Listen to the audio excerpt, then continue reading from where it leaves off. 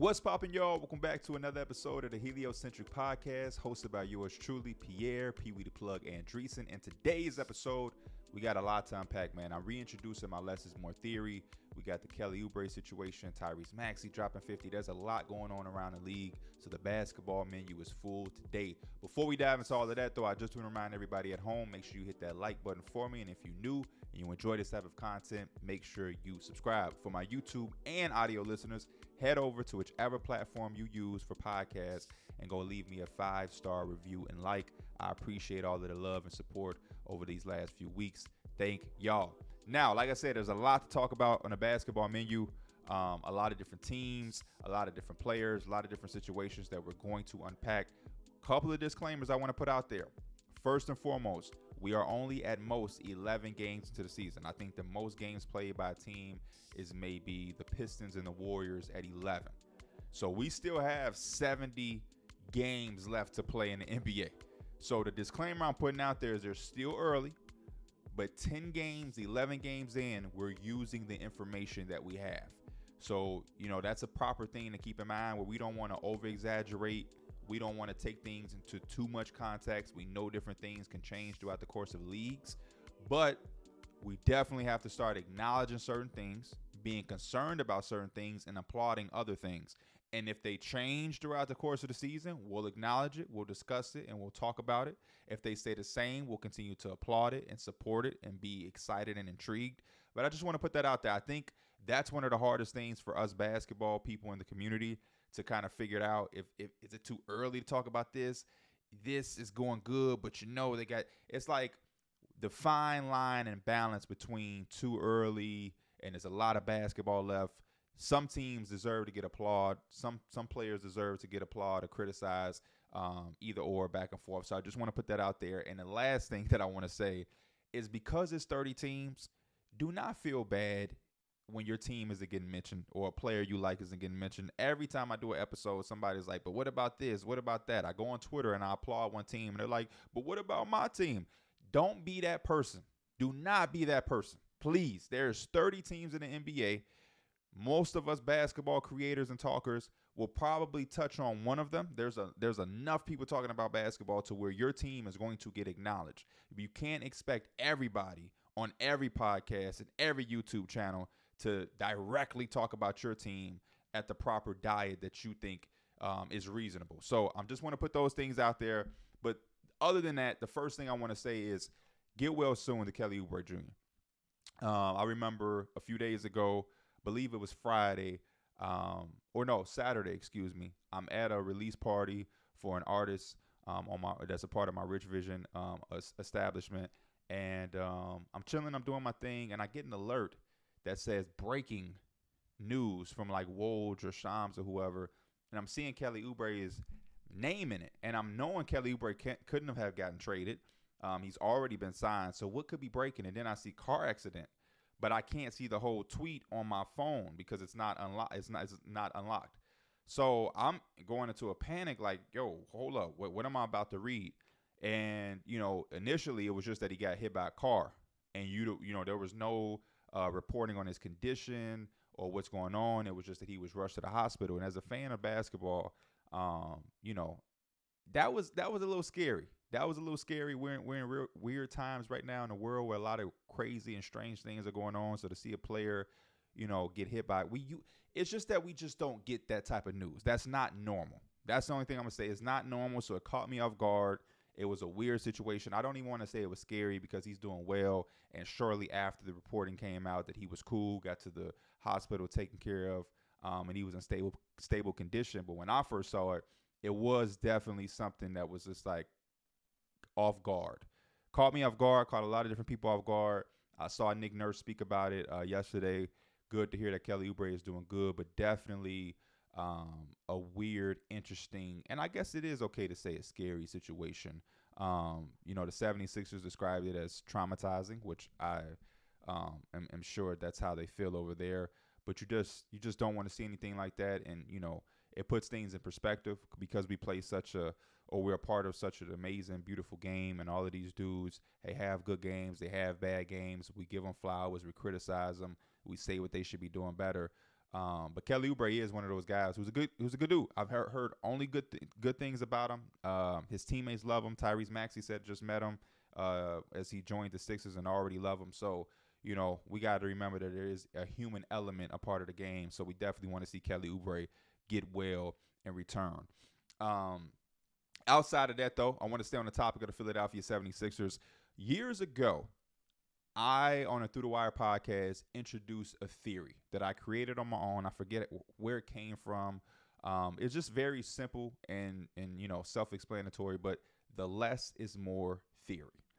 And I developed this theory with the Boston Celtics because there was one point in time where the Boston Celtics had just drafted Jason Tatum. They had already had Jaylen Brown. They had already drafted Marcus Smart. Then you talk about they had acquired Kyrie Irving, Gordon Hayward. You had Marcus Morris, Al Horford.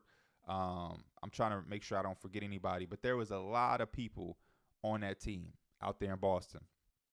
And there was a time where Gordon Hayward and Kyrie Irving, both at the same time, were injured. And the team was still thriving. This is rookie year Jason Tatum. That team goes to the Eastern Conference Finals.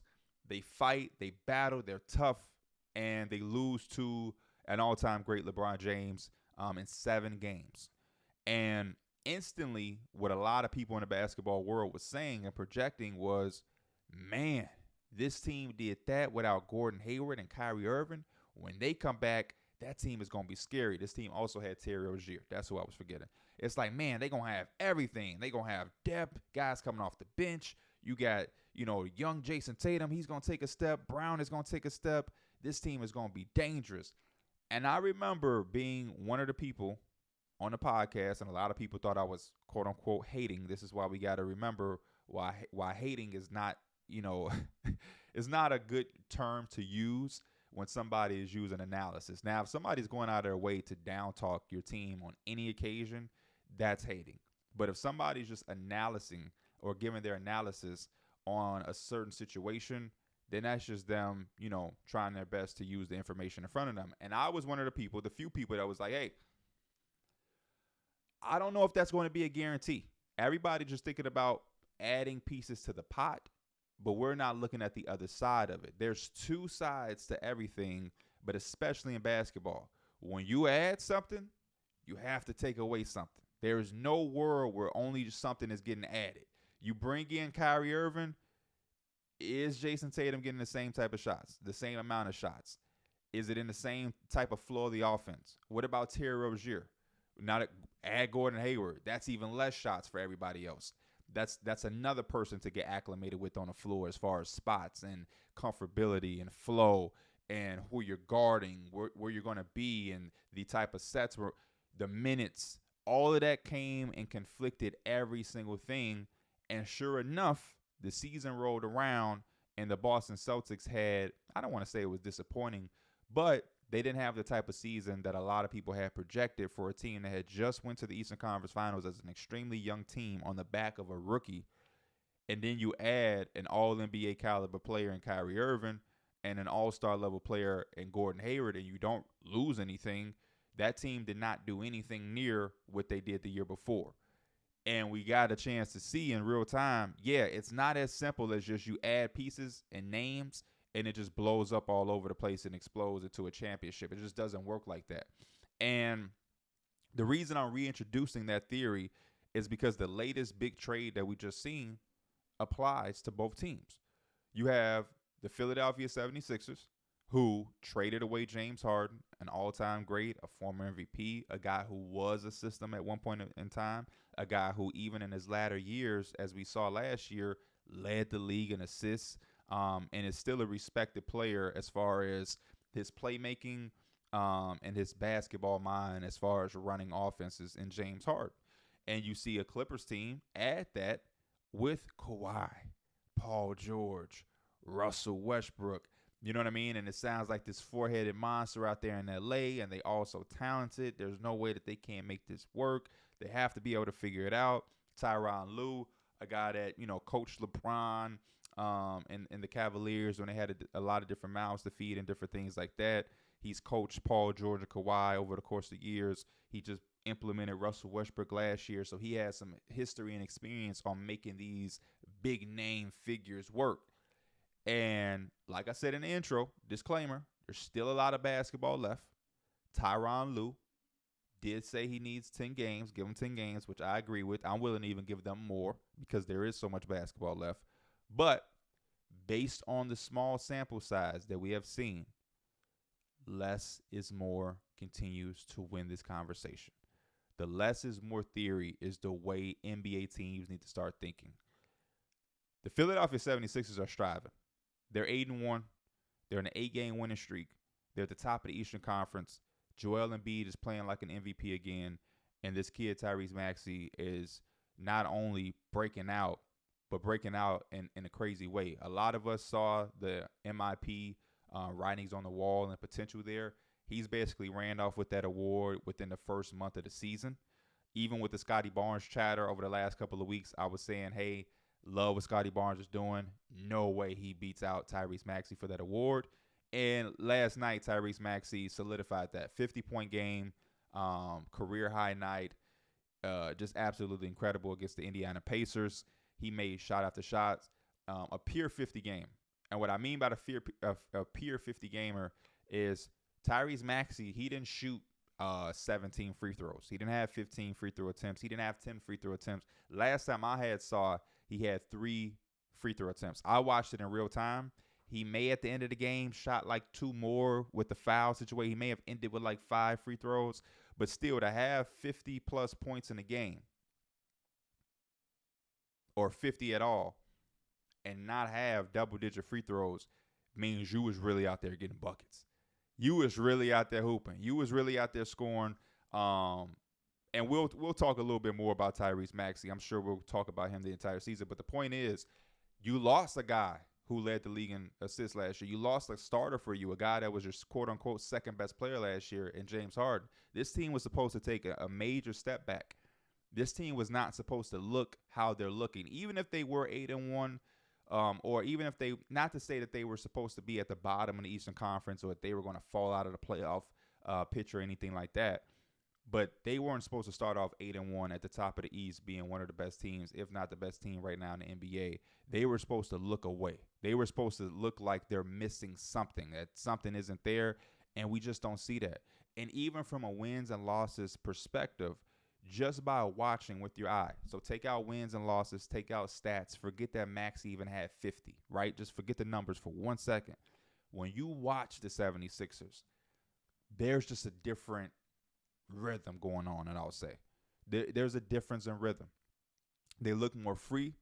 They look like they're having a lot more fun. And I don't want to pin all of this on James Harden because they do have a new maestro head coach calling the shots, and Nick Nurse, who is implementing himself into what they're doing. This isn't like one of those situations where you get a team and you can't really tell the difference between the last coach and the new coach. No, the offense looks different, and it looks like it's going to be a lot harder to guard than the past. And I think part of that is Nick Nurse, and I think also part of that is not having James Harden.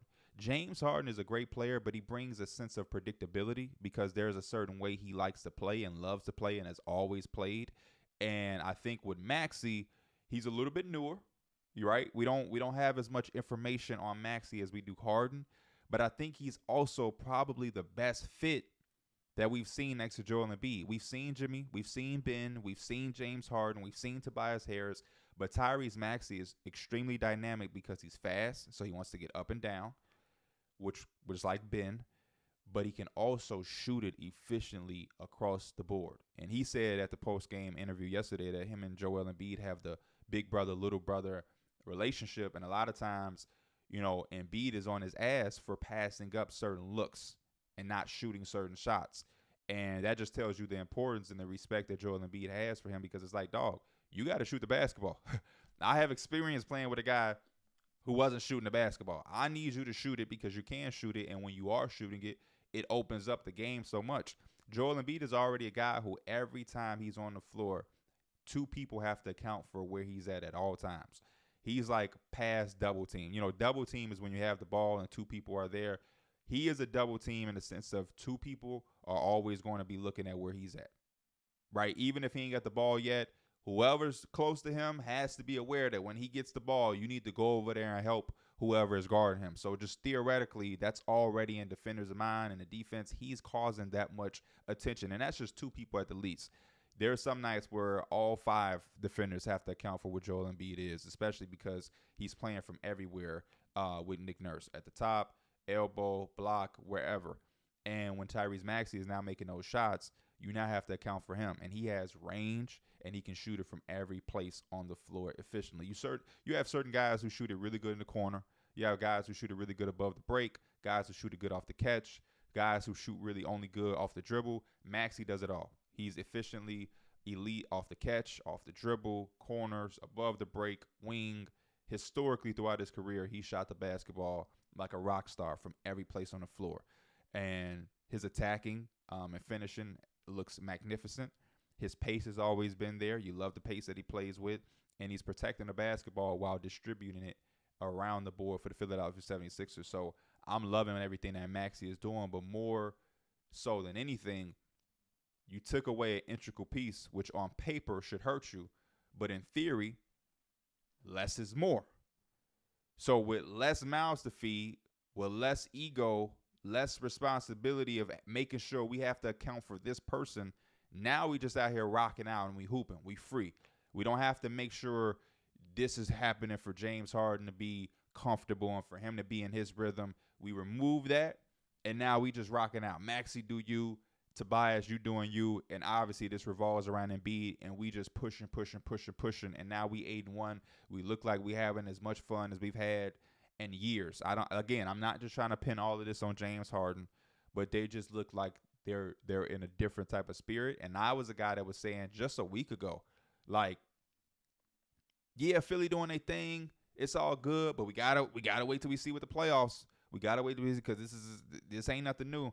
But no, I'm starting to look at this team different, because a part of me slightly forgot that, yeah, this team is different in a lot of different ways. Yeah, they don't have James Harden, but they also have a new head coach. The offense is different. You still got Joel Embiid playing at the MVP level. This team is different, and they're playing with a chip on their shoulders. I think there's pressure that's removed because there isn't anything like, oh, we got to make this happen. I think they're secure in the fact that they have Joel Embiid and Tyrese Maxey. I think for a lot of different times, it was about getting past the Ben situation and trying to obviously maximize that in, as far as return and what you get for trading him. And then you got Harden, and obviously Harden was a lot older, but it was still the pressure of we got to make something happen while we have Harden right now, because he's getting older and his value is all over the place. And if we're not winning championships, how do we value him and different things like that?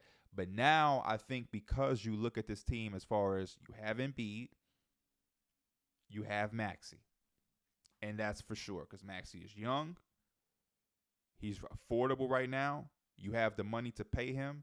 He's showing you that he's going to be worth what you're getting him for.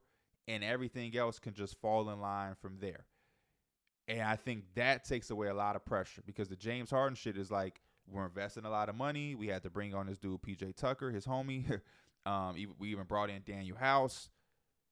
He's older, so we have this little window. And if we don't maximize it, that could eventually have Joel Embiid go out the door. But I think this kind of reassures you to where this is something you can build over for the next 7 years. Joel Embiid and Tyrese Maxey, they're a young enough duo to where you can thug this out and you can just build around them properly, especially with the money that you opened up after this year because of the trade. You're going to have almost potentially two max spots opened up to bring in some guys, to re-sign Maxey to the big extension he's going to get. And then you have to start looking on the other side or around the league. What happens with OG Anunoby? You know, him and Nick Nurse have a relationship. The Nets, how much of believers are they in Mikal Bridges? I'm just throwing that out there. Zach LaVine is out there. Do I think they need to go after a guy like Zach LaVine? No. But he'll be out there. And then you got some guys over here on the other side that we're going to talk about who could potentially be a free agency too. On the other side of this trade, the Los Angeles Clippers. They're on a 5-game losing streak right now. They're 0-4 since the James Harden trade. He's played in the last 4 games. He hasn't gotten a win yet as a Los Angeles Clipper. They're a -67 with Harden on the floor. minus 67. And there are plus 24 when he's on the bench. Again, like I said in the intro, disclaimer, there's a lot of basketball left to play. There's a lot. They've only played 4 games. Tyronn Lue came out, said it early. Got to give us 10 games. I'm willing to give them 15 to 20 because even 20 games in, you'll still have 50-plus games left in the season to figure things out, right? And this is a lot. This isn't throwing in a shooter. This isn't throwing in, just another scorer. This is James Harden, who, like I said when I talked about Philadelphia, he plays a certain way. There's a certain predictability and a certain style that we've always seen every single place he's gone that he has to play in. And whether he changes or not, that's yet to be seen. But if he is going to change, we do have to be understanding that it is going to take some time. For example, there was a play yesterday where I saw Kawhi Leonard doing his thing, and him and James Harden were on the same side of the floor. James Harden was in the corner with his hands gripping on his shorts by the knees. That's not a position that you're in when you're playing off the ball. You have to be a threat. If you have your hands on your shorts grabbing at the knees, how can you be a threat? That's not a position to cut from. That's not a ready to catch and shoot position. That isn't a threat at all. I don't care who you are as a basketball player. You could be the Michael Jordan, the greatest player of all time. If you are in the corner with your hands on your knees, grabbing your shorts, you are not a threat to do anything from that position. And those are the things that are like eye-catching, because then you remember he's not used to that.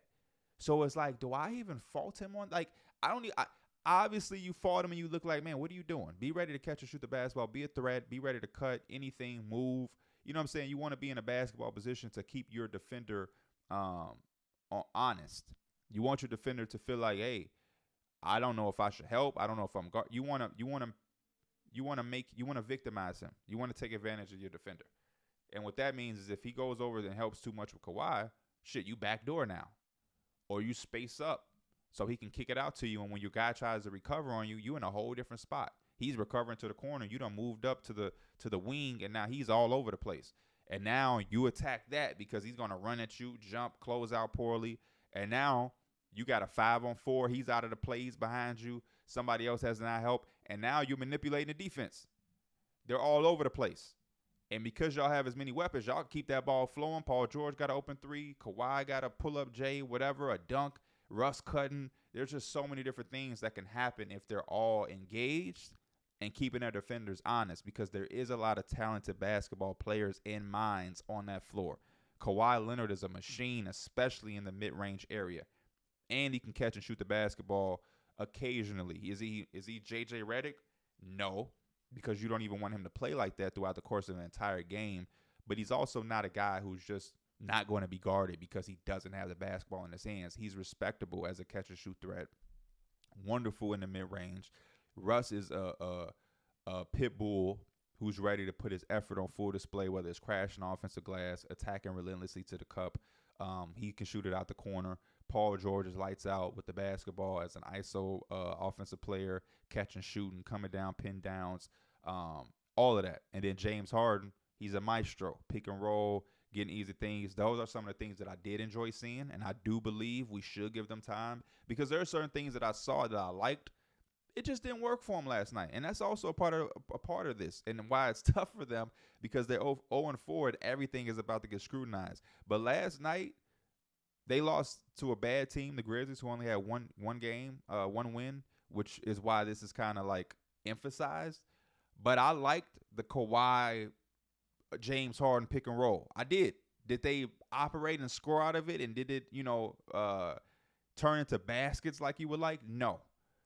But I like some of the things that I've seen in that. I like some of the shots that I've seen. And, of course, it is possessions where I'm scratching my head and I'm like, I don't like that at all. Like the James Harden holding his shorts. There were certain possessions where Kawhi Leonard was just in the corner. Was he holding his shorts, grabbing at his knees like James Harden? No. But Kawhi Leonard is just too valuable of a basketball player to just have in a corner for an entire possession. And I've seen that a couple times. And a couple of them were baskets. Paul George was cooking throughout that game. He had some shots. But at the same time, it's just like I think there's more you can do than have Kawhi just run to a corner and sit there for an entire possession. And vice versa. There was possessions where you see Russell Westbrook just kind of standing because he's not a guy who's used to being, you know, this off-ball threat. So I think they have their work cut out for them. But this may be a situation where the less is more theory hurts them in the long run because they have so many mouths to feed. They have so many different type of styles that they have to have be cohesive.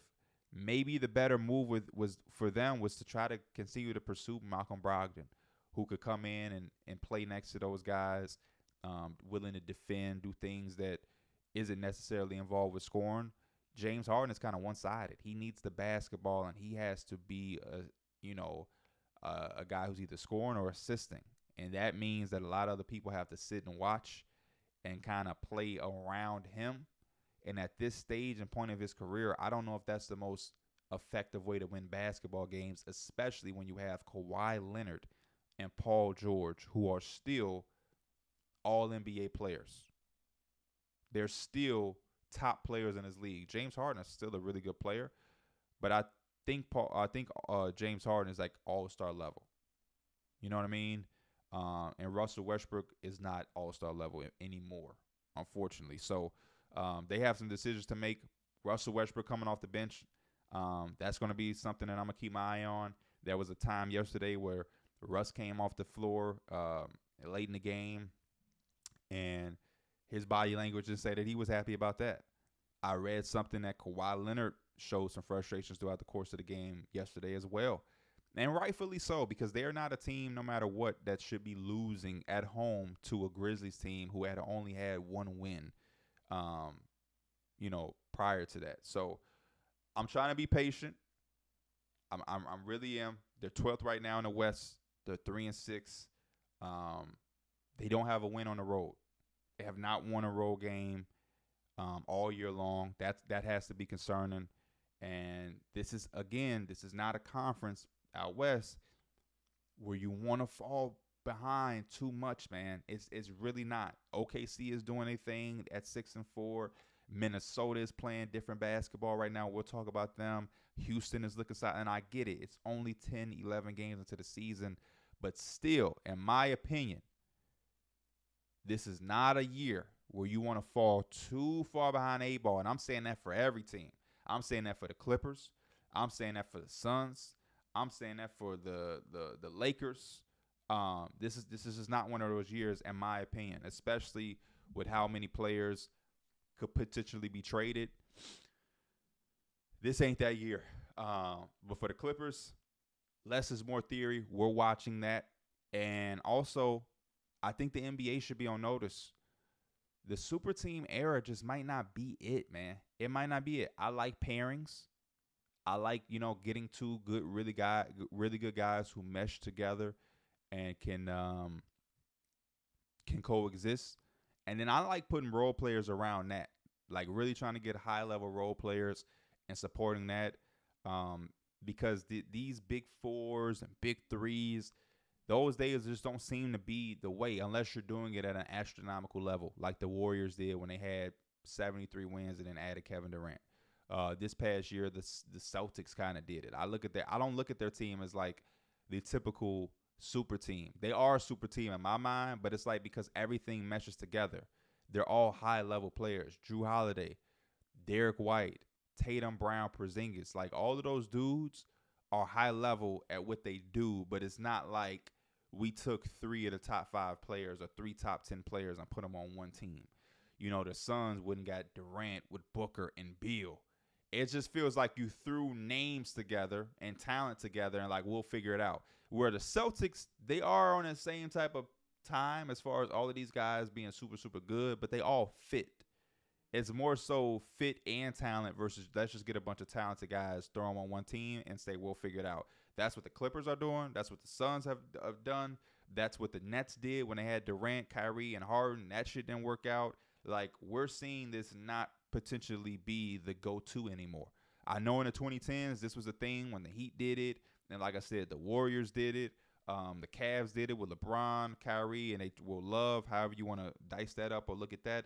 But that don't seem to really be the move. It seems to be to have that guy and to add somebody next to him if you can't draft both, go out and acquire one, and then put high-level talent around them and just push and go and have continuity, chemistry, flow, and all of that versus we'll figure it out because we have a bunch of talent.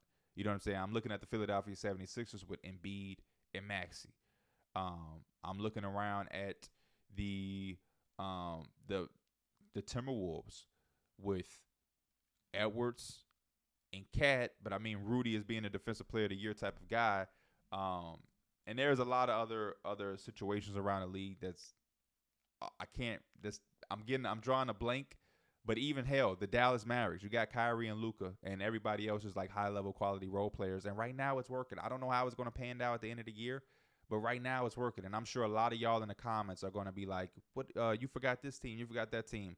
So, yeah, y'all drop those teams that I'm forgetting in the comments where it's just like we got two good building blocks, and everybody around, everybody else is just high-level role players, and we're thriving and winning like that. The Nuggets have like the guy in Jokic, you have his sidekick in Jamal Murray, and everybody else is high-level role players. You know, Aaron Gordon is amazing. Probably one of the best non-all-star players in the league. KCP, 3-and-D, Supreme, MPJ, Sniper. Like, the Nuggets have it down to a T. I don't know how they weren't the first team that came to my mind, but the Nuggets, they really have that approach. So the less is more theory is also rest in peace to the super teams.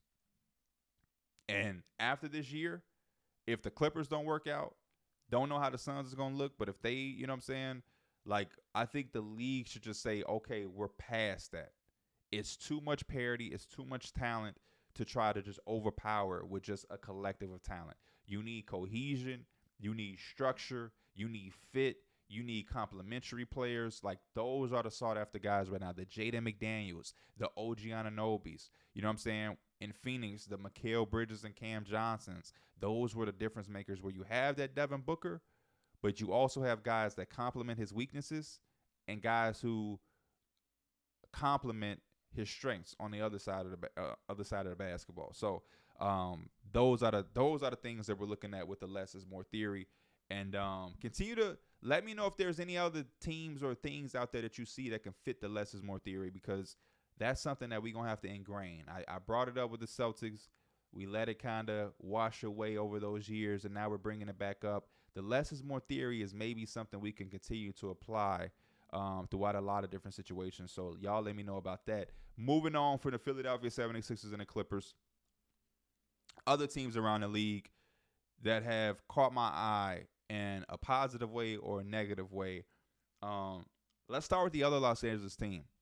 The Lakers have real concerns. I came into the year saying I want to respect the Lakers because they had a really good turnaround last year, and they went into the playoffs, and they did their thing up until the point where they got swept and bounced. But they had a stronger ending and stronger finishing to the year than the beginning, where they looked god-awful. They were down there with the Rockets at one point throughout the first, 15 to 16 games last season. They were 2-14. It was horrible. It was bad. They made moves. They readjusted. They got on the right track, and they were impressive in the playoffs up to the fact of them getting swept. I'm not going to be the guy that said, but they were hanging around every game. They got swept. But it's cool. It's cool. The thing I want to talk about is the fact that LeBron James is the oldest player in the league, if I'm not mistaken. Him or Jeff Green. Or he one of the oldest players in the league. And this team is still depending on him to play real minutes night by night. Like, they have to find ways for him and Anthony Davis to generate easy wins. Every single game for the Lakers. And as a fan, I enjoy it. Every single game has to be a nail biter. It has to be theatrics. It has to be the Lakers were winning and, oh, man, they gave up the lead or they're getting blown out. Now they come back. It's like they have to find out easier paths to generate wins so that these two men don't have to put on miles before we even get to the playoffs. If LeBron James has to play real fourth quarter minutes, this team, is cooked. If he has to play 35 minutes a night for them to just survive, he's been playing crazy already to start the year. This team is 1-5 on the road. They're 4-5 on the season. Defensively, they're 18th, 26th offensively, and they're 16th in pace. They don't really have an identity as far as what they're super great at. They don't have anybody to lean on outside of AD and LeBron James. And I just don't know who's their third piece or that X factor for them on a night out, night basis. Obviously, it's supposed to be Austin Reeves. He's been coming alive the last few games. Happy to see that. Hopefully that can be what we're getting for the rest of the year. But so far throughout the first 9 games, one night is D'Angelo Russell. One night it's Austin Reeves. One night it's Taurean Prince. One night you're depending on Cam Reddish. He's been doing good defensively. His offense is starting to step up as well. But they just need some consistency with this group of guys and the entirety of the group. Because, again, you're going to run down Anthony Davis and LeBron James before y'all even get to the playoffs. And the playoffs is going to be a legitimate dogfight. Every round, you're getting a team that is good enough to beat you. There is no bye weeks this year. There's not going to be any bye series. Even for the top seeds, the Nuggets can get the number 1 seed out west. The 8th seed can be a very competent team who will take you there if you allow them to. It's not going to be any pushovers, I don't think. Not in my opinion. And the Lakers starting off like this, and like I said, 1-5 on the road is extremely concerning. You do not want to be a team that cannot get wins on the road. Because if you continue to play the way that you're going to play, you're not going to be a top seed, and you're going to be, on the road. You have to win some games on the road to advance in the playoffs. So I don't know what the Lakers are going to do. I feel like they found themselves in a situation year in and year out where we get off to poor starts. There's drama. There's whispers. There's already rumors linked to who you guys are going to trade for. And then you're going to have to reacclimate that player. You're going to got to get him repositioned into the dynamic of the hierarchy. And normally that's a few players for a few players. So now you're adding 2 or 3 guys, and you got to put them in the mix. And they got to find out how they fit next to LeBron and how they fit next to Anthony Davis. And that whole thing of gelling and meshing. It worked last year, but like year in, year out, doing that roster turnover, I don't know how effective that is for winning in the long term. And for a team that I thought had a pretty good offseason, because you brought back D'Angelo Russell, you brought back Rui Hachimura, you brought back Austin Reeves, you still got Vando, you brought in Taurean Prince, Jackson Hayes, Cam Reddish. I just thought that they had some things there that I liked a lot. I don't know. You respect them because they have LeBron James, and you tip your cap off to say when you have LeBron James and Anthony Davis, you'll figure it out. But I'm not even concerned about figuring it out for the regular season. I'm thinking about how you're positioning yourselves for the playoffs. And my thing for them was you come out because you already have continuity, because a lot of these guys, majority, play with each other in the playoffs. You come out hot to start the year, and then you can coast a little bit. And then when you have to, you step on the gas a little bit here. You chill out. Step on the gas a little bit there. Anthony Davis, Mike can chill here. Bron can chill here. Last night was good that they were able to get the win without Bron, but damn, the Blazers really pushed y'all like that. They came back on y'all constantly and made it a game. Those are the type of wins that I say you need, easy wins. So, hey, Anthony Davis might can sit out the last 4 minutes of the game. You might can have something where the starters can get a little break, but no, these guys always find a way to make a game primetime television as far as you got to tune in, because the Lakers just blew a lead. They had an 11-point lead going into the fourth. Trailblazers come out on a 12-0 run. It's the same story. So looking at the Lakers, and I'm definitely prepared for them to try to make a move if things don't work out. That's just the Lakers way. Rob Pelinka is probably working the phones right now. I know we joke about that type of stuff on Twitter, and you see memes and different things like that. That's the Laker way. Another team to talk about on the losing end, the Warriors. I'm concerned. I'm really concerned. Another team that I came in giving respect to, giving benefit of the doubt to, because they are the Warriors. They have Steph Curry. They have their main core. They added some veteran presence in Chris Paul, Dario Saric. They brought back GP2. I love this team when they're not really dependent on just straight up youth off the bench. Corey Joseph is another older veteran mind out there. I didn't think he was going to be like this big impactful player, but just because he was another vet who has won and came from the Spurs and won a championship and things like that. I thought he was going to be, another nice mind and voice to have in that locker room. But this team is currently on a three-game losing streak. They're winning on the road, which was a struggle last year. They're 5-2 on the road, but now they can't win at home. They're 1-3 at home. And my biggest thing is Andrew Wiggins. Andrew Wiggins is not here. And we're going to talk about him later in the episode when I highlight individual players, whether I'm giving them flowers or I'm doing a reproach, which we're taking a look in and we're looking at what's going on. Andrew Wiggins just hasn't been good for the Warriors at all. At all. And he was a big piece in that championship run 2 years ago. He was a big piece that made you feel confident to be able to move on from things. He was a big piece that we mentioned when you talk about Klay Thompson not being the same Klay Thompson, but it's like, oh, you still got Wiggins and he can defend and he'll score and can get his own here and there. He's doing his thing, always locked in defensively, trying to give you his effort. But as far as scoring, what he's giving you now is unacceptable. For the price you're paying for him, for the role that he has, his importance to the team, he has to be better.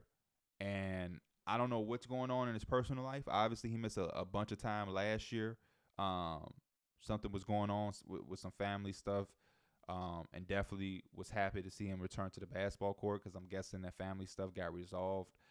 It was rumors about his dad or whatever, and hopefully everything is going good there.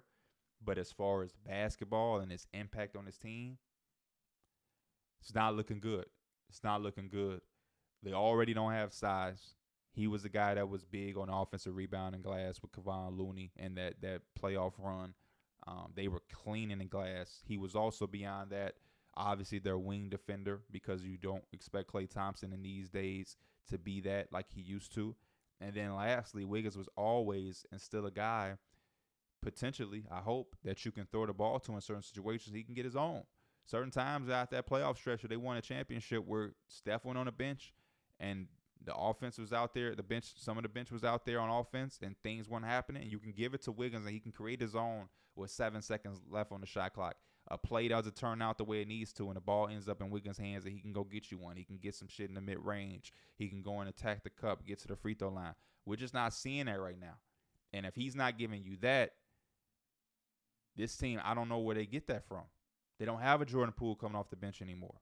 Jonathan Kuminga has been cool, but he still ain't been like out of this world. I'm still doing this with him and Moody. Like, it's been cool, but it ain't been like, oh man, that make me feel good. No. So I don't know what to feel or how I'm processing the Warriors right now. But if Andrew Wiggins don't turn it around, I don't think I look at them with the same type of respect or same type of I don't want to say respect because you always respect them, but I don't look at the same with the same amount of fear. Like, this team is a threat. I look at them as like this team can beat anybody on any given night because they have 30. But in a 7-game series throughout the course of the playoffs, sneaky contenders because of who they are, you're literally only giving them that benefit of the doubt because of who they are in the dynasty. Other than that, based off what we see and the information I have with my own 2 eyes when I watch them, outside of Steph Curry, they can't score. So why am I fearing them? I'll just tell Steph Curry going to have to score 80. Draymond Green as well. Outside of Wiggins, I have issues with Draymond Green. Dog, enough is enough. The antics, the bullshit, like the drama. They need you to perform highly. They don't need you bickering back and forth with Anthony Edwards one night, then Donovan Mitchell the next night. Now you're getting ejected. That shit is done. It's time to perform. 10-6-6. They don't need some more. Obviously, the shit currently ain't working. They need some more. It's time to focus on the game. All of that, I'm the heart soul. That shit was cool and it was working because you had Steph, you had Klay, you had Durant, you had a star-studded team. Still, you guys' name still rings bells. But because Klay ain't the same Klay, the Splash Bros ain't having that big of a splash anymore. Because Wiggins ain't doing what he doing. Because you had the incident with the young boy who was supposed to be next up and could come off the bench for y'all. You ran him out of town. Now he's ain't there. You got to hoop. You got to perform. I don't think nobody in the NBA is scared of you like that, dog. Just keeping it real. Y'all all grown men. Y'all all getting paid to play, so nobody really trying to fight anyway. And this is like the same thing with you. This is like nobody takes it serious anymore. I don't think anybody really is like bothered by that shit no more. It's just like, oh, this is Draymond doing that silly shit again. Here you go. He gonna get himself ejected. And you saw what Donovan Venture did. He jucked up the deuce. Anthony Edwards like, hey man, all right, watch this. You talking all right, don't foul me like that. Oh, what I'm gonna do about it? Here, I'm gonna give you an L. Hold that L. Boom. Now you hold that L. Because the shit you talking don't mean nothing if you ain't on shit. What I'm gonna do about it? I'm gonna give you 30. Here, hold that real quick. What you gonna do about that? Is next game you gonna come out and do something? Oh, okay. All right. Because if Steph don't put on the cape, y'all fucked up, right? Oh, okay. So again, as a guy who's been a fan of Draymond Green, been a fan of the Warriors, love Draymond's uniqueness, incredible, brilliant basketball mind, it's time to hoop. That heart and soul shit, it was cool when you had a lot to back up on, a lot to lean on. The leaning is kind of diminishing. You can't really lean. It ain't too many options to lean on. The Warriors could have had me out there, and I would have been talking my shit if I had Clay, Prime, Clay, KD, Steph. I would have been out there with Draymond too, just being a heart and soul. Just what we doing? What's I'm the enforcer? They paid you some money this offseason. I don't think it's to do any more of getting ejected. I don't think they want you to miss any more games. I don't think they want you to be in any more fights, giving away any more free points at the technical free throw line. I don't think they want any more of that. I think they want production. I think they want production. Look around, dog. Look around. Wiggins ain't doing shit right now offensively, Draymond. Look around. Kuminga's been cool, Draymond, but he ain't ready for that yet. Look around. Clay, he's still shooting like he prime Clay. The production, it don't equal up, and we all love Clay. Look around, Draymond. Clay ain't even get that extension. He might not be back next year. Look around, Draymond. If ain't nobody else gonna say it, I'll say it.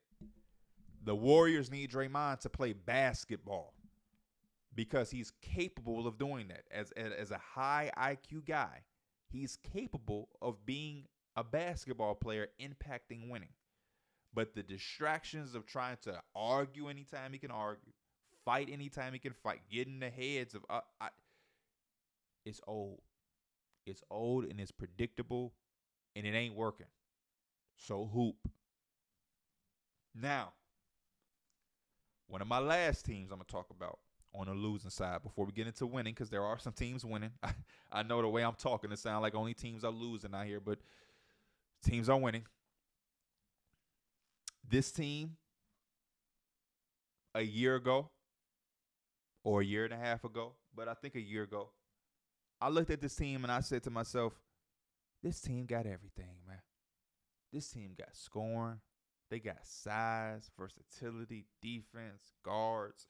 This team got every damn thing you can imagine. When this team get healthy, man, next year this team might be scary.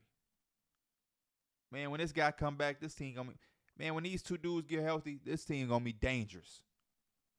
Now you fast forward, here we are. And we came into the year and I was looking at all the other teams and I said, hold up, P. This team ain't gonna be there. And I had this team falling out. When we was talking about one of the teams can't make it. They were one of my teams. And again, it's still early. Disclaimer, still early. Dog, the Pelicans are on a 5-game losing streak. The Pelicans suck. If I'm just being honest, the Pelicans suck. Not the players, because all of those players can hoop, but as a collective group with the production we've gotten thus far, they suck. They are 27th offensively. They're 24th defensively, and they're 11th in pace. So boom, they get shots up throughout the course of 48 minutes. They get a lot of possessions. 11th is cool. I just don't. I don't get it, man. I don't get it. And I came into the year saying that about 2 teams, but especially them. The Magic can't stay healthy. The Magic always have somebody out of the lineup. Always. Always. Always. You look at the Magic. Oh, man, Wendell not playing. Oh, man, Markelle not playing tonight. Oh, damn, Jalen Suggs out. Gary Harris, Jonathan Knight. Like, it's always somebody. The Pelicans are the same way, except the Pelicans have higher expectations. At least the Magic are young. We just want to see growth in the Magic. They don't have to make the playoffs or do nothing extravagant. We just want to see them be better than they were last year, and some of those guys take steps. The Pelicans, y'all time are now. Zion ain't on a rookie contract. Ingram ain't on a rookie contract. Y'all have done a little, oh my gosh, the young darling. Y'all did that already. Now it's real expectations, and this team cannot stay healthy, man. Trey Murphy, Alvarado. I can't remember the last time I seen Jose Alvarado play basketball. Herb Jones has already missed some games. Brandon Ingram has already missed some games. CJ McCollum get well soon. Collapsed lung again. He's out. Zion has missed the games. Like, they have a handful of guys who've played every game. I think Dyson Daniels has played every game. Maybe Jonas Valanciunas has played every game. And there's one more person that I just can't think of that has played every game. But yeah, this team, Jordan Hawkins, the rookie, has played every game. This team doesn't look good, man. And I'm a little scared. I'm a little nervous. They also have a player that I'm going to talk about at the reproach. The reproach is the opposite of giving flowers. Giving flowers is positive. The reproach is not as positive. We're looking in critically at some guys and how they perform, and Brandon Ingram is going to be in a reproach. It's not good. Brandon Ingram got this year on his contract and then next year. It's not good. This shit ain't working.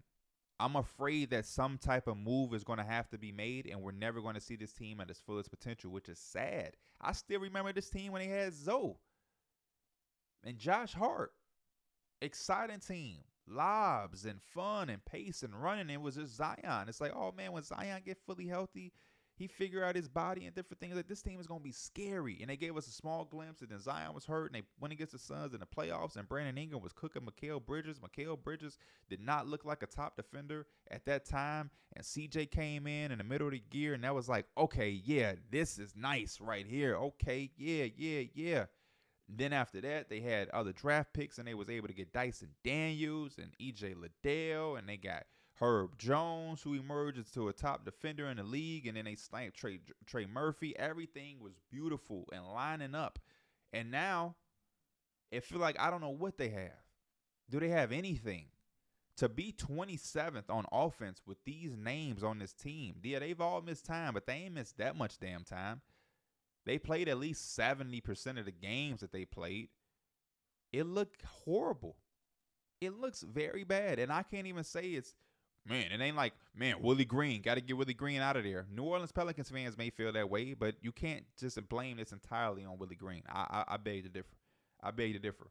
I hate that part of this. When organizations and teams don't live up to the expectations, so they try to scapegoat like it's just a coach. To me, that just prolongs the inevitable. There is 2 things that is wrong when teams aren't winning. It's coaching and it's players.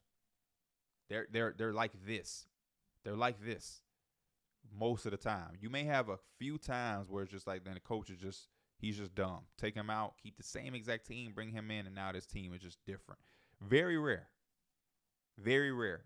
And a lot of occasions, you see that happen, the players are just excited to have a new coach. So they came out and they was killing, and then the very next year, a lot of those same bad habits come out. They were just happy they were rejuvenated. But then those same issues, the underlining issues, they resurface. True colors are going to show every single time. A toxic person can break up with a person, and now they're changed. They meet new people, and for the first 3 months of that relationship, they nice, they excited, honeymoon phase, everything is going well. The toxic traits come back out, and it's like, oh, that's why you were single to begin with. That's why. Oh, that's why y'all was looking for a new coach, because this shit here. You know what I'm saying? No team this talented don't have any flaws. No team this talented should just be out here on the coaching search every couple of years. There's something going on. So I don't know what they're going to do. I don't know if I have the answer, but I just know for a team that has that much talent on this roster, it's disappointing to see them on a 5-game losing streak looking as bad as they're looking. 27th on offense, 24th on defense, no real identity. The week that Brandon Ingram just had, very disappointing. The week that Zion Williamson just had, very disappointing. They had some of the worst plus minuses this past week of basketball in the 4 games that they played. It was disgusting. And now, like I said for the Clippers, like I said for the Lakers, it applies to them as well. This is not a year where you want to play catch up. It's not a year. And because they have so much with some of the youth, I think some of these guys may not be on this team anymore. You may have to make Brandon Ingram expendable because you have Trey Murphy. You know what I'm saying? You may have to look at Dyson Daniels and say, we have Jordan Hawkins, we have Herb Jones. Do we really need? And I like Dyson Daniels. Defensively, he's had some really good moments this season for sure. But I'm just thinking about what you have to go out and make improvements on your roster. Somebody got to go. You can't keep everybody and just keep adding to the roster. So Ingram could have value potentially to a team. Dyson Daniels could have value. I don't know what CJ's value would look like on the open market, and I don't know if you want to trade Jordan Hawkins. I would love to have a team where I'm surrounding Zion with Trey Murphy shooting, Jordan Hawkins shooting. I would want to keep that and tap into that. And then Herb Jones with his defense, it's just like he'll be valuable, but do you want to give up his defense? So we're going to see, and I'm going to watch that closely because this team is polarizing. This team was a team that you could come out and see them have a hot fire start, and Zion is the MVP conversation. That was a reality that played out of my mind. But then this is also the reality of, like, this team just won't be that good because they'll have the same issues that they have year in, year out, where somebody's not healthy, and they just cannot put it all together. So New Orleans, got to get it together, man. Got to get it together. Another team, Spurs, 5-game losing streak. They're a young team. It's cool. But, you know, it just feels like some of these young teams that we were so excited for in the opening week is starting to catch up, where closing games and the youth and all of those type of things are starting to show more and more, where the experienced and older teams who know how to win and grind out games are starting to do that more. So Spurs also on a 5-game losing streak. Teams that are winning. Finally, something to positive talk about with some of these teams. We talked about the Clippers losing streak. Lakers won last night, but 1-5 on the road. Not really looking good at 4-5. Warriors 3-game losing streak. Pelicans losing streak. Spurs. We talked once positively about the Philadelphia 76ers on their 8-game winning streak. The Houston Rockets hooping out of their minds. Ime is doing this thing that got this team really, really looking sharp and ahead of schedule. This is a team, again, that I'm a fan of. I claimed before the Year on the Through the Wire podcast, where our panel, Kenny asks, outside of your diehard team, what team are you claiming for the year? I claim the Houston Rockets. It's not the first time you hear me say it. It's not the last time you hear me say it. And I claim them with the hopes that they would just get marginally better. I just want to see some steps. This is by far way more than what I was asking for. 5th defensively, 9th offensively. I'm sorry. Yeah, I said it right. 5th defensively, 9th offensively, 6-game winning streak. Only thing I can say, they're 0-2 on the road. I want to see them get a road win, but I think things are coming together. We're starting to see the effort and some of that athleticism and some of that size be put into work on the defensive end, and it brings out really good things. We're starting to also see some of that veteran presence on the floor, on the bench, the locker room. It's starting to show. Having Jeff Green out there, you know what I'm saying? Having Fred VanVleet out there, having Dylan Brooks out there, those things, Jock Landale out there, those things are helping, and they're cultivating a culture and a system of accountability. And one of the things I've been seeing, and with first time it happened, it was pointed out by a Rockets fan. I cannot remember. I don't know if it was Will or anybody else, but I don't want to misplace the credit. But there was a video that this Rocket fan showed where Tari Eason got the basketball, got the rebound, he brought it up the court, and he made a move that was uncalled for, right? It was just not a good shot. It turned into something bad. And Ime subbed him out. When he walked up to the scorer's table to come out of the game, Ime grabbed him by the waist, talked to him as he walked back to the bench, explain certain things. Who knows what was being said? But what you were seeing was that he was being held accountable because he got removed out of the game. But he was then being coached. It wasn't like, oh, man, what the f you doing? Go sit down. Come here. This is what happened. That's the result on why we don't want you to do that. And this is why that can't happen, or why we ask you not to do that. And I saw it in real time yesterday, I believe, or the day before. The last time, 2 days ago, I think the Rockets were playing the Nuggets. Or no, that might have been yesterday. And the same thing happened. Tari Eason got the basketball, got the rebound, brought it up, and he made a move, and it turned into a forced shot. That was nothing, and all I see is Jabari Smith heading to the scores table to come get Tari Eason. And it seems like what they're trying to coach him to do is not be out of control. Be in control, get the rebound. If you don't got nothing, give it to that guard. Don't force anything because it's a wasted possession. We got Fred VanVleet out there. We got Sengun. We got Jalen Green. We don't have to just force shit. Let's give it to one of those guards. Let's set up. And when he doesn't do that, you got to come out, holding you accountable. And I love that. I love that. I think young players need that. I think we need that a lot more in the NBA, especially because they're starting to try to push out the veteran presence. And the Rockets are going against that grain. They brought in veterans. They spent big money on veterans. And then they're also coaching like a veteran-led team where accountability is a big part of it. You know, you're not just given 35-plus minutes because you're young and have potential. It's like, nah, what are you doing to earn that minutes? What are you doing to earn those shot attempts? What are you doing to earn this, earn that? And that culture is going to be big. And this is why they brought in everything that they brought in. This is why they went out and got Ime. This is why they brought in Fred VanVleet. This is why they brought in Dylan Brooks. This is why they brought in Jeff Green. This is why they brought in Jock Landale. Because of these reasons. Hey, the Rockets could go on a 7-game losing streak tomorrow. And all of this winning and all, 10th offense, top 10 defense offense, it can diminish. That's not what this first year is about, though. It's about setting a tone and setting a foundation while seeing improvements as a team, collectively, and as individuals. You want to see Jalen Green take some steps forward. He don't have to take everything. Doesn't have to be this gigantic step. Fans and basketball people always want this big ass step. If you just get better every day quietly, you're still getting better. And over the course of a year, we'll see those marginal gains. Everything won't be like last year. He was a 7-point scorer. This year he's averaging 19. Sometimes it goes from 7 to 8.7 to 9.9 to 11.6 to 15 to 8. Sometimes it's very gradual. But you're still seeing the improvements. I'll take the baby steps versus trying to shoot for the stars. I'm good on that. And that's what I've been liking as a person who's a Rockets fan this year and rooting for the Rockets and watching them as much as I have been. I'm loving the fact that they're improving. I love that they're playing through Sengun.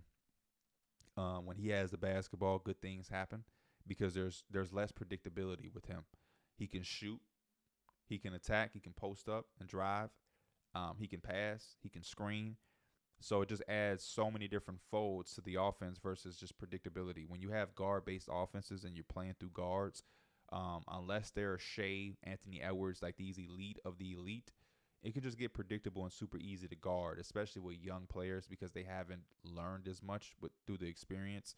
And you start to see like the Pistons, right? They're doing that right now with Cade Cunningham, and they're having tough stretches because it could get tough. It can get real tough. But the Rockets are playing through him, dribble handoffs. He can hand it off and roll. He can hand it off and pop. He can dive and hit guys in the corners when the defense is rotating, collapse. He can pass on back doors and cuts. It just opens up so many more things and options, and I think it's important for those young players to play like that and not just be given the keys and the offense right away, because they might not be those guys. And if they're not, then you have these superstar habits for role players, which I think is it's just dangerous. When a role player or a guy who should be a number 2 or a number 3 on a really good team, when he's programmed to play and perform like a number 1, it can be very detrimental to the team and the offense because there's a lot of bad habits embedded into his his basketball IQ. And playing through Şengün will allow Jabari to do things that I seen him doing last night. Crashing the glass hard, getting tips in, tip and putbacks and different things like that, cutting, moving. You look around at some of these aging stars and you see that they can't play certain ways because they've been programmed and, the habits are habitual to where, like, yeah, James Harden don't really know what to do when you don't have the basketball. He's too bright of a mind to not know what the fuck to do when he doesn't have the basketball. So I'm loving that from the Rockets. And then obviously they should have always been defending. That should be the easy part for them because they're so athletic with so much length and size and energy. That should have always been there. So I'm happy to see them doing that. On the other side, out west, you have the Timberwolves. Timberwolves are thriving, undefeated at home. 6-game winning streak as well. Number 1 defense in the league. Anthony Edwards is looking like a star. He's thriving and doing his thing. Rudy is back to being the most dominant defensive anchoring center in the league. Defensive player of the year looks like it's his throughout the first few weeks of the season. Karl-Anthony Towns is getting back into the mode. He's fitting really, really well. Again, he had some rough patches, and I think it won't be the last time we see that, but it's not looking like anything that's detrimental to the team so far. Even with his struggles, they were winning games, and I think that's the most important thing. And if there is ever a part where his struggles affect the team to where they're losing and not playing at the fullest potential, then I think we start to panic and talk about trades and movements. Obviously, when a player isn't playing at that level, getting paid as much as him, you have to think about that. But if it ain't broke, you don't fix it. That's the philosophy I come from behind. Like, if it ain't broke, you don't fix it. But as soon as you see any broken pieces, you have to go and fix it. And if Cat becomes a broken piece, then we'll talk about trading him, or he's a problem, or what are they going to do about this. But until then, I'll say you keep going, let him continue to figure it out. And we see when he is doing his thing that we expect him, this team is even better. So as long as he's buying into the defensive part of the basketball, I think the offense will take care of itself. And he continues to be a guy who, when he's on the floor, this team is better. And that is exactly what matters. I'm just interested to see, again, the sustainability of this. Because we are only 9, 10, 11 games into the season for these teams, you're excited for the Timberwolves, but you're definitely in the back of your mind like, man, is this real? Like, are they a top 3 team out west? Is this legitimate? Or are they just getting off to a hot start? So that's going to be an interesting thing to watch for the next month or so, them continue to progress. And whether they're number 2 out west or whether they're number 6 or 7, I think, again, they're not going to be a team that one of those top seeds want to have to face in the first round. It's just not. It's just not. So I'm wishing them health and consistency to the Timberwolves, because they're as fun to watch as anybody, and they have some very impressive wins against the Celtics, against the Nuggets. They just beat the Warriors last night. And Anthony Edwards looks primed. He looks like he knows who he is and where he at right now and the hierarchy of the NBA. And he's hitting that level and that threshold. Another team, Miami, quietly won 5 in a row after having a little slow start to the season. That's good to see for them. I believe they started 1-4. I believe they're 6-4 now. A big credit to that. I'm giving that to Bam. They lost Tyler Hero with the ankle injury. Bam has came out the gate and been the player that I think a lot of us is wanting to see from him offensively, with the aggression and the scoring. And he's been playing out of his mind, which makes me extremely happy to see for them, because they did lose a lot this offseason. They don't look like one of those overwhelmingly favorite teams, especially when you look at the top of the East with the Bucks and the Sixers. Even with the Bucks' struggles, we're anticipating that the Bucks are going to figure some things out.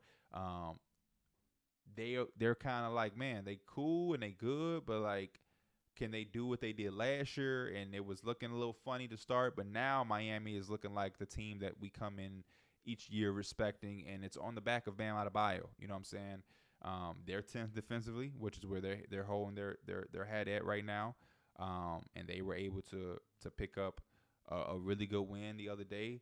And I like that. And shout out to Bam. But I think when it comes playoffs, if he's playing like this and you know what you're going to get from Jimmy, and Tyler Hero has been playing really well, this team has to be considered again. They just have to be. You can never count them out. I didn't come into the year thinking that they would be some top 5 dangerous team or anything like that. But I told people I'm still going to respect them no matter where I put them, because I know what they can do playoff time. I know what they can do. So Miami, Another team on a winning streak. And it's been quiet. It hasn't been a loud win streak where everybody's like, look at the Heat, and it's because the Rockets are doing their thing. It's because the Timberwolves are doing their thing. Everybody's talking about James Harden and the Clippers right now, so they're quietly going under the radar, winning, and I think that's the Miami Heat way. They rather quietly do their shit, quietly have some improvements from some guys, and get some guys going. Josh Richardson had a really good game recently. Kyle Lowry, and yeah, so. Shout out to the Miami Heat. Now, for one of the last parts of the podcast that I am introducing, the flower segment, where I give some flowers. The first flowers I want to give is to the duo of Kyrie and Luka. This past week, their duo went 3-1, with Luka averaging 33, 5, and 7 on 58% shooting, 45% from three, 84% from the free throw line. Very extraordinary numbers. He continues to play incredible basketball. Kyrie Irving, 26 points, 5 rebounds, and 6 assists. So he's getting into his groove. 47% from three, 53% from 47% from the field, 50% from three, 87% from the free throw line. They had a couple of games where they were just trading off and just going back and forth. The last game they played, they were just going and going and going and going. So for all the people that were saying, can they coexist? They have the second best offense in the NBA. They're thriving. And they're getting a head start. They're doing what is important, which is to get that head start so you don't have to play catch up later on in the year. And I like to see that. And it's working. The next person I want to give flowers to, like I just said a few minutes ago, Bam Adebayo. Him and the Miami Heat went undefeated this week. He averaged 25 points per game, 14 rebounds, and 5 assists with 2 blocks and 2 steals. He shot 54% from the field, 100% from three, and 85% from the free throw line. Obviously, the three-point shooting wasn't a lot, very minimal. And what I love about it is that Bam is getting to the free throw line 8.5 times over that week span. So that shows the aggression and the force. And him getting to the free throw line is important for him. Get some easy ones there, and he's shooting really, really good at the free throw line. The last guy I want to give some flowers to, obviously there's so many guys that you could be eligible to give flowers. But obviously, like I said in the intro, I can't talk about every player and everybody's favorite player. But R.J. Barrett, Knicks are 3-0, 25 points, 4 rebounds, 4 assists, 53% from the field, 58% from three, 92% from the free throw line. If you are a Knicks fan or you know about the Knicks or you know about R.J. Barrett, him shooting the ball like that takes us to an entirely different level. And when he was hurt and missing games, it showed. It affected us. And when he came back, it showed that he was what we were missing. So I'm loving what I'm getting from R.J. Barrett. He's playing out of his mind. Another guy, obviously, that could be eligible for the flowers we talked about earlier, but Tyrese Maxey, the 50-point game. I want to give him love again for that in case anybody's like, man, how could you not do Maxey? It's because we talked about him at the opening of the episode with the less is more theory. And then the reproach, the opposite of giving flowers. Cade Cunningham and the Detroit Pistons just had a really tough week, man. Really tough week all year long. I've been, as a turnover police, holding Cade accountable because he's been turning the ball over really, really, really crazily. But this past week, on 4, right? 21 points, 5 rebounds, 6 assists a game for Cade in that 4-game span. He shot, let me make sure I'm getting this right, 38% from the field, 17% from the three-point line, 91% from the free throw, and 4 turnovers a game. So the turnovers are still high. He's not making three-point shots. He's not making any shots, and they are looking bad. I believe they're on an 8-game losing streak. They're 2-9 now after starting 2-1. And this is a team that a lot of us was like, could they be doing the similar things that the Rockets are doing? No. They got a lot to figure out. And that's, again, because of the same way in Houston. When you're playing through a guard early in his career and there's so much to figure out, that's a hard position to play. It can get tough. And it's getting ugly right now. They got a lot of different things going on. The Jaden Ivey thing is starting to grow legs and become this thing. You hearing rumors, don't know what's true, what's not. Yeah. Detroit has some things that they need to figure out. They really do. Another guy on this list, Brandon Ingram. I talked about it earlier when we talked about the 5-game losing streak for the Pelicans. This past week, Brandon Ingram and the Pelicans went 0-4. 0-4, man. 0-4. 24 points a game for him. 4 rebounds, 5 assists, 3 turnovers a game. 47%. No, I'm sorry. 47% from the field, 21% from 3, and 65% from the free throw line. It's not Brandon Ingram type shit. Way too talented of a player. I don't know what's going on over there. Too many turnovers. Zion as well. Zion had like 4 turnovers a game this past week. 7 turnovers between your 2 best players, and neither of them are like point guards. Obviously, Ingram, point forward, can operate and facilitate, but still, these guys should not be having 7 turnovers a night between the 2 of them. And the 0-4 just showed they have some issues out there in New Orleans that they have to address. And I will be very surprised, again, if they don't address them this trade deadline. We're going to hear rumblings about the Pelicans and their future and what's going on.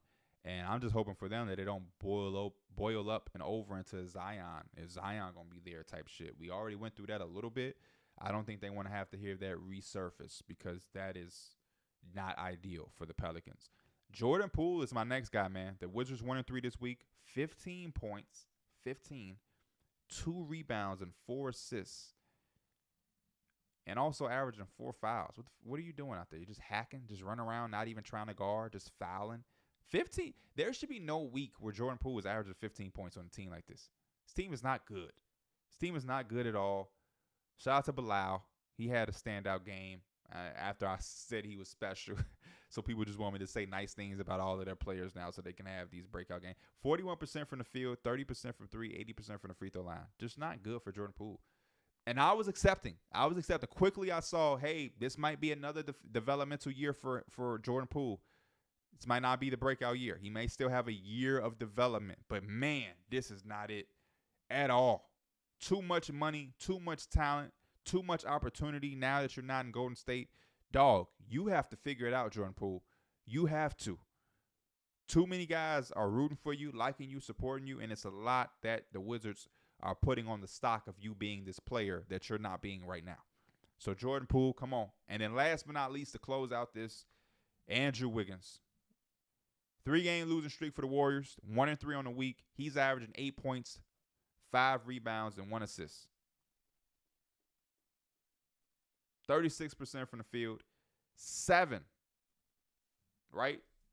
Or is that 9? Sorry, my handwriting was small. 9% from 3, and 30% from the free throw line, man. I'm getting this shit right.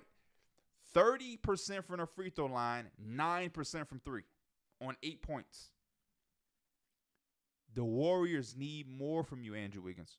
They need more. As always, man, I appreciate y'all. I think we had another incredible episode. We're an hour and 18 minutes in. We're an hour 15 minutes plus.